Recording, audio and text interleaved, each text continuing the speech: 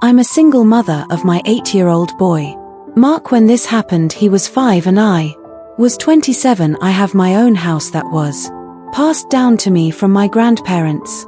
It's in the quiet side of town with a lot of older people, and I still live here with Mark. Today it was Christmas time and I was out with Mark shopping. I was doing my Christmas shopping for my family. Mark and I went to the mall, including a few clothing stores and a hardware store where I bought a gift for my dad. After all the shopping was done, I took Mark to McDonald's to get him some burgers and ice cream. Afterwards we left the mall through the south exit, and here we bumped into a mall Santa standing outside. He waved at us and said the usual Santa stuff. He then knelt down to get to Mark's level and asked him what he wanted for Christmas. Mark led my hand closer to the Santa and I allowed it because he seemed like a normal, nice mall Santa. Mark said he wanted a Nintendo Switch, which ironically was what I was planning on buying him for Christmas. The Santa laughed and said, "If you're good, maybe you'll get it," while looking up at me and winking. I smiled. And then he stood up and started complimenting me, saying to Mark, "Your mother's a looker, Mark, you know that?" And Mark laughed even though he didn't know what that meant. I still smiled. Then we had a couple minutes worth of seemingly friendly adult conversation about the holiday mayhem and such. The guy said he worked for them all. I regrettably mentioned the stress of being a single mom during Christmas is unfathomable, and then I made a joke about needing Santa's help. Then the Santa made what I thought was an innocent joke, saying, "Mark, have you ever heard the song I Saw Mommy Kissing Santa Claus?" And Mark shook his head yes. Then he leaned in towards me with his cheek, implying he wanted me to kiss his cheek. I was going to give him an innocent little peck on the fake beard, but as I leaned in, he turned his head and tried doing that old trick where he kisses you on the lips instead. I moved my face away in time. The way he did it was so creepy and aggressive too. He looked at me and started doing the Santa kind of left, but there was nothing jolly about it. I said, "Come on, Mark," and we started walking away. He yelled "Merry Christmas," and that was the last thing I heard him say. As we drove away past the back exit of the mall, I noticed he wasn't there in front of the entrance anymore. I wish I took that into consideration as to what may have happened next. We got home, and after bringing everything inside, I locked the door, and Mark and I started to watch a Christmas movie. Our wholesome time together was then interrupted. My doorbell rang. I wasn't expecting anyone, and it was late for any kind of door-to-door people. I told Mark to keep watching. As I went to go answer the door, I said, "Who is it?" through the door, and a man's voice on the other side said, "It's Santa." My heart dropped. I said, "If you're the mall Santa, please go away or I'm calling the cops." He replied, "You dropped something out of your bag, miss." "I'm just looking to return it," I replied. "What did I drop?" He replied, "I don't know, miss. I'm not looking to be nosy, but if you open the door I can hand it to you." I repeated myself that I wanted him to leave now. I then decided to call the mall management office of the mall to report this, but the man on the phone said they don't officially hire any mall Santas at this mall, and that whoever is dressing as Santa is doing it on their own accord. With that bit of information, I felt incredibly unsafe. I went back to be with Mark, but my mind was elsewhere. Now I felt this sickly, worried feeling in my gut. I made an excuse to get up again. After a few minutes I went to the kitchen, out of earshot of the TV. I raised the blinds to the kitchen window. I couldn't see anything out there, being that the kitchen light was on and it was pitch black outside, but I heard a man yelling "Ho ho ho." He was probably out there watching me at that very moment. Looking out the window, I had no choice but to call the police and report that I was followed by a man dressed as Santa. I told Mark to keep watching the movie, and I spoke to the police outside. They took a report and were on their way. The police having come made me feel just a little better. A few nights later though, my doorbell rang again around the same time if not a little later. Mark was already asleep. Tonight I was in the living room watching a show. I turned off the TV and went upstairs to my room, which is connected to Mark's room. The doorbell didn't ring again, but I never went back downstairs that night. It wasn't until the next day when I was leaving the house that I found the note taped to my front door. It was typed out and printed. This is a picture of the note and it said, "I'll just be blunt, I'm sure you can guess who this is. I didn't mean to scare you the other night. I just had a long shift, and when a pretty lady talks to you after pretending to be Santa for 6 hours, hormones kind of go crazy. You and your son are the cutest things ever, and I'd love to one day be a part of your family. You can't pretend you didn't feel the connection when we spoke the other night. I already know where you live now. I just need your number. Feel free to shoot me a text whenever, and maybe we can plan something one day. Sorry, I know this may seem creepy or a bit much, but I'm the kind of guy where if I see something I like, I go after it anyway. Happy holidays. If we don't speak soon, here's my number. Best, Ted." I wanted to crumple this up, but I took a picture of it, called the police again, and gave this to them since it had his number on it. The police could work with that. They said I'd be hearing from someone when action was taken, and that following Monday I got a call from, I assume, a detective telling me that the man would not be contacting me anymore, and if he did, to let him know. I never heard from that creep again. I assumed the police threatened to arrest him if there was any further contact. Music. This is a short but scarring story. Nonetheless, from my early childhood, I grew up in an average middle-class home in the suburbs. My sister and I were huge fans of Christmas. As kids, I had to be like 6 years old when this happened, because we had just moved to our new house. This is one of my earliest memories in life that I remember vividly, just because of the gravity of it. On Christmas Eve, I would always have trouble sleeping, even as a young kid. Just due to anticipation, I would stay up really late playing video games in my room on my old box TV. I'd play until I just fell asleep from exhaustion. This night in question, I was playing a Star Wars game for the PS1, and when I had to go to the bathroom, I turned the volume down low and quietly snuck out of my room, because I knew my mom would get mad if she heard me sneaking around. On Christmas Eve night, I snuck to the upstairs bathroom, and when I was done, I was quietly going back to my room when I heard the sound of the tree rustling around downstairs. My first instinct was to think Santa. I started tiptoeing down the stairs until I got to the bottom. The sound of the rustling pine needles was louder now. I peeked around the bottom wall of the stairway into the living room. There were no lights on except for someone holding a flashlight. I could see only the person's legs as they were bent over. Behind the tree there was a black bag on the floor, and this random adult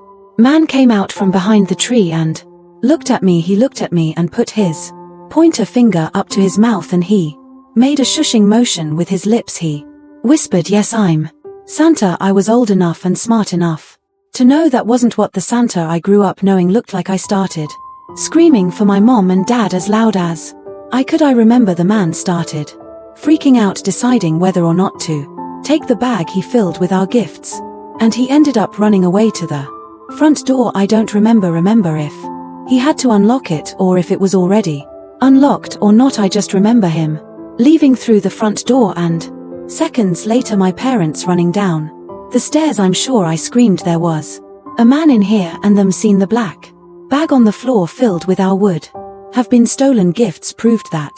Here's where my memory started getting fuzzy, so I had to ask my parents what happened next, but my dad told me he went outside in his slippers and ran all over the place ready to kill someone. Half the ornaments on the tree were taken off, and in the bag. What kind of sick, evil person steals people's sentimental Christmas ornaments? According to my dad, the method in which the man broke in was the back door, which it appeared he yanked open with a crowbar. Due to the chipped wood, a house a few blocks away had also fallen victim to this, and it was on the news. It was most definitely the same guy. I don't remember much from when I was 6, but this is a memory that most of it still sticks in my brain like it was only a few years ago. Music.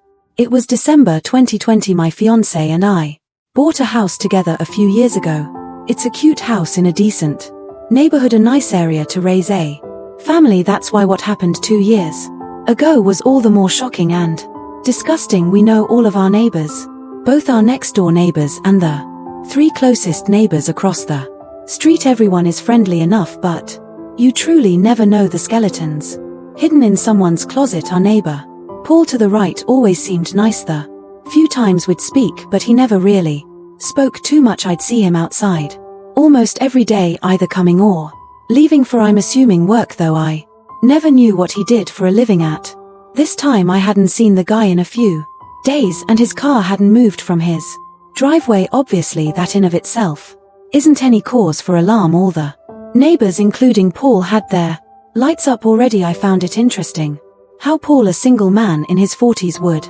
put lights up. I actually found it kind of nice. I was late to the party, putting my Christmas lights and decorations up outside one night. While doing so, I noticed Paul's Christmas lights out of nowhere started flickering like crazy. All of them, not just one strip of lights. It looked like it could have just been faulty wiring or some electrical glitch. The next day I left for work around 10 o'clock and noticed again Paul's car was still in the driveway. I also noticed all the blinds in his house were still closed. Even when I got back from work, the blinds were all closed, but his Christmas lights were on, so he was definitely home. I joked with my fiancé that he must have been on some kind of hibernation. Later that night my fiancé came inside and told me of Paul's Christmas lights acting up. I went outside and it was the exact same thing that was happening the night before. The flickering wasn't happening in a way that would appear that he programmed it that way. It was happening in a very glitchy sort of way, so I figured I'd be nice and go let him know and also see if he's okay, since I hadn't seen him. I knocked on the door, and when there was no answer I rang. All the blinds were closed and I couldn't tell if the lights were on or not. When there was no answer, I rang one more time. Finally the door opened and Paul greeted me. I let him know about his flickering lights, which I just noticed weren't flickering anymore.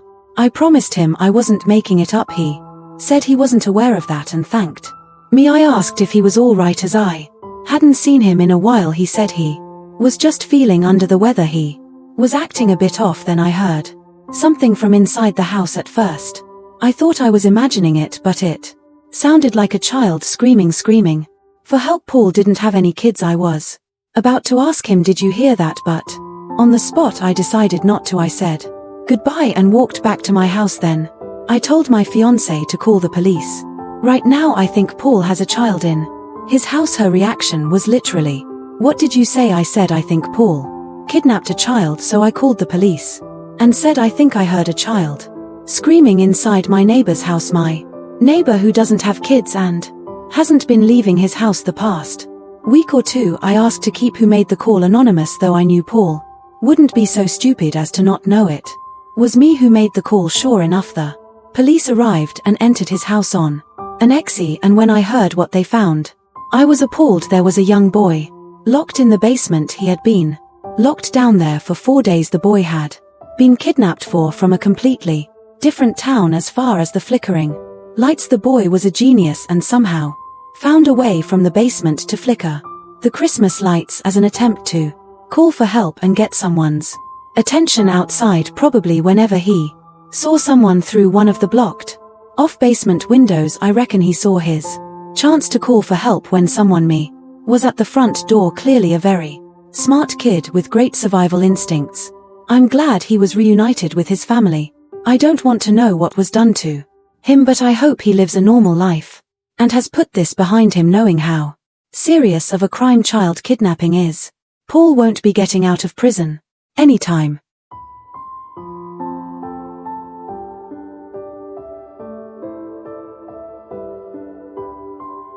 Soon I was home alone one weekend, so my girlfriend Jenny came over to spend the weekend with me. It was the middle of December and Christmas festivities were in full swing. Jenny wanted to watch Christmas movies tonight, so we ordered food, drank wine and sat by the Christmas tree in the living room watching Christmas movies. We started with the Polar Express, then we started watching Elf, we ran out of wine, so I decided I'd run to the liquor store down the block. To get more, it would only take 10 minutes anyway. It was a Saturday night, so they were open later than usual. Cashier was working and I got stuck in a conversation with him like I always do.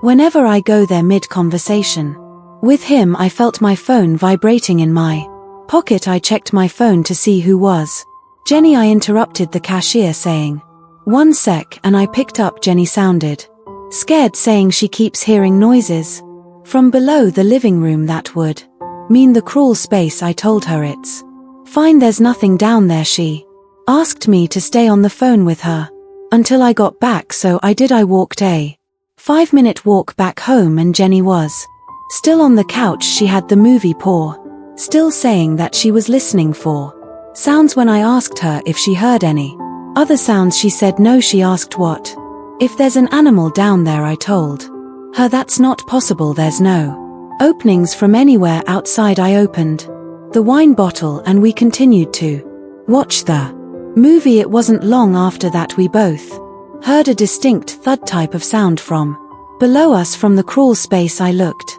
at Jenny and she looked at me. She was right, there was something down there. I said, "Oh, there might actually be an animal down there." Once again we paused the movie and I went to the closet with the attic door inside. I grabbed the flashlight on the ledge and went down into the crawl space. I stayed by the crawl space door and just did a quick scan of the place. There are a million boxes down there, so a small animal could have been hiding anywhere. It smelled like piss in there, which pretty much confirmed that there was something down there. I'm not an exterminator or pest control, so there was nothing I could do about it. I told my parents about it in the family group chat and told my dad he'd have to call pest control tomorrow.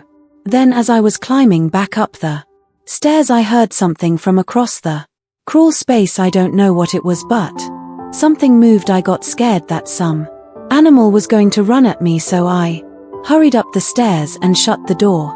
There wasn't much else we could do now, except just go back to the living room and finished watching the movie. After Elf ended, we went to my room and eventually went to sleep. I woke up in the middle of the night having to pee really badly, and with a throbbing headache I got up and opened my bedroom door and looked down into the dark hallway. At the end of the hallway I saw a person's silhouette. I almost screamed, but instead I closed the door quietly and locked it. I heard footsteps coming down the hallway and then the doorknob turned and someone tried opening the door, and then a deep hoarse-sounding voice on the other side said hello. That was when Jenny started to scream. She had been woken up by my getting up and she heard the voice too. I would have tried to calm her down, but I was scared shitless myself. I did hear footsteps walk away from the door, and so I called 911. Waiting for the cops felt like a millennium. All I know was when the cops got here, there was no one else in this house. Whoever it was left the smell of piss in the crawl space. Wasn't my imagination. There was literally a puddle of that person's piss on the ground, which is pretty disturbing because that would suggest that he had been down there for a while there was likely a homeless squatter. That didn't make it any less horrifying. My family didn't even believe it at first. I've never forgotten to lock the door ever